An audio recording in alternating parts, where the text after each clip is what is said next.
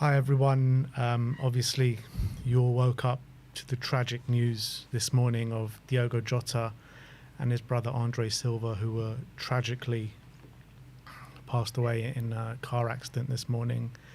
I just couldn't really believe it when I saw the news. Most tragic news that literally we could even never think of happening today. A player in his prime in the Premier League. Few weeks ago got married, a few weeks ago was parading around a stadium with the Nations League, a few months ago parading around a stadium with the Premier League title, and such a tragic event that's happened this morning. I just can't really find the words to say about it, to be honest, and I can't believe we're just sitting here today on the 3rd of July actually speaking about this. My heart and love and wishes go to everyone close to him, his wife, his 3 kids, his parents, all family and friends, and the whole footballing community, everyone within Liverpool. I just can't believe it. It's one of the most tragic, I think it's the most tragic thing that's ever happened whilst I've been a football fan. And it's hard to put into words what I'm actually feeling and what the whole football community is feeling right now. But yeah, I think we felt it was important in this moment that this is kind of such a tragic situation that as football fans we live and breathe this sport, and we put a lot of these players on a pedestal and we idolize them, and it's hard to forget these are just normal human beings with families and with kids, and it's hard to forget. It's easy to forget. That how fragile and precious life can be, and this is a timely reminder. I think what is really important and the important things in life, and this is obviously something in a day that will affect every football fan, every person, but especially football fans who obviously live and breathe the sport, who are obsessed by it. This is something that's going to affect us probably forever, probably a day we'll remember for the rest of our lives. It's such a horrible situation. It's hard to find the right words to say as I'm saying it, but this is something so horrible that's happened, and I think we felt it was important that we pay our respects to he was first and foremost, clearly an amazing family man. All the stories and the videos I've seen about him coming out ever since the news has broken, really hits home how much of a great person he was. And, we had a lot of personal stories of people who've worked with him and have been close to him who have spoken so highly of him. And it was also important to remember what a great player he was as well. And Liverpool fans and anyone who's watched him play will remember what an amazing footballer he was in the Premier League and achieved so much in his career. And it's such a hard day, I think, for everyone today. And it's hard to make content or as content creators when this kind of news you hear this kind of news, because you really feel it. You absolutely really feel it when you hear this kind of this news. It's really tough and it's heartbreaking, and echo your sentiments. Sending all the love and strength to his family that unfortunately have been left behind in this tragic situation. And it really makes you appreciate what you have. You never know what's coming tomorrow. You really never know what's coming tomorrow, and life is so precious, as you said.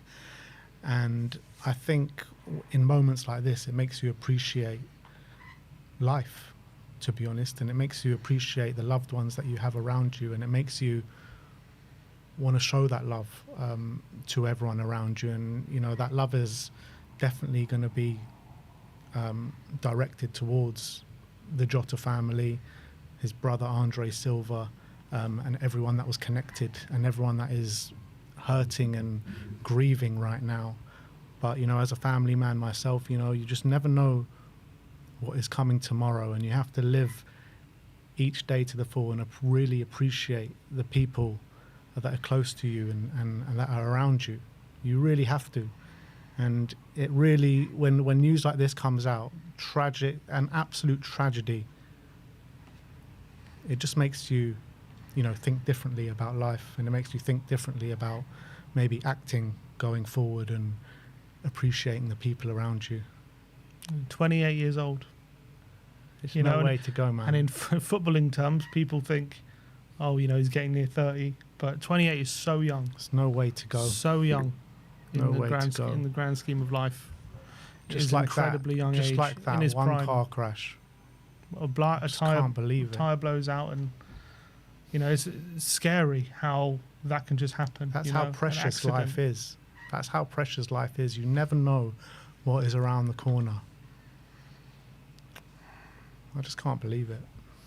But this is something that as you say, in our lifetime, being football fans, I can't remember a situation like this. Nothing similar has really happened like this. This is something that I think has hit everyone for six. It's a situation which you can't quite believe it's real. You can't quite believe that has actually happened, and it's just devastating.